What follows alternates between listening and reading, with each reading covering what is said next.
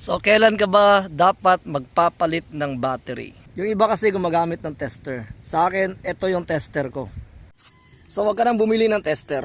Sa oras na mahirap ng tanggalin, like ito, ang hirap ng tanggalin ng battery mo. So, ibig sabihin, it's about time na magpapalit ka na ng bagong battery. Dahil yung battery mo, ito na siya, unti-unti na siyang tumataba. Yan. At malapit na siyang maging ganito. Like yan, mag-open na siya. So pag ito, nasaksak mo sa drone mo, tapos ang hirap ng tanggalin, delikado na yan.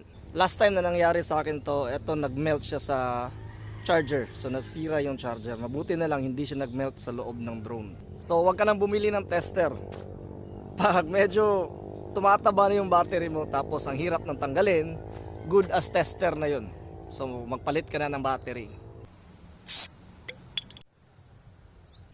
Ilang battery ba dapat ang need mo kapag nagva-vlog ka? To be honest, dalawa okay na yan. Next na tanong is, saan ba legit bumili? Sa Lazada, Yellow Basket. So, ang tamang sagot is, check mo muna kung sino ang may warranty.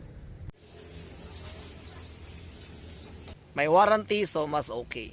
Pagkakuha mo sa battery na, nabili mo na siya, matic na yan, 8 hours charging.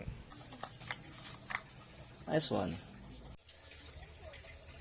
After that, do the idle test. The idle test means hindi mo siya papaliparin. Drone mo nasa mesa lang, like nandyan lang siya mga 5 to 10 minutes.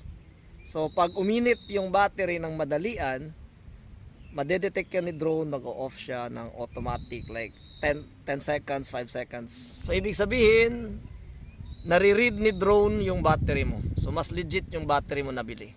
Meron ding part ng idle testing na ginagawa ko is 10 to 20 minutes automatic nag-off yung drone.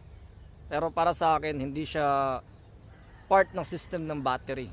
So mas prefer ko yung na-detect ni drone na nag-overheat yung battery. So mas maganda siya sa idle testing. So sa mga droners out there, I hope nakatulong yung video, yung step by step process kapag bago yung battery mo. So next is, siguro discuss natin yung mga accessories na importante talaga sa drone.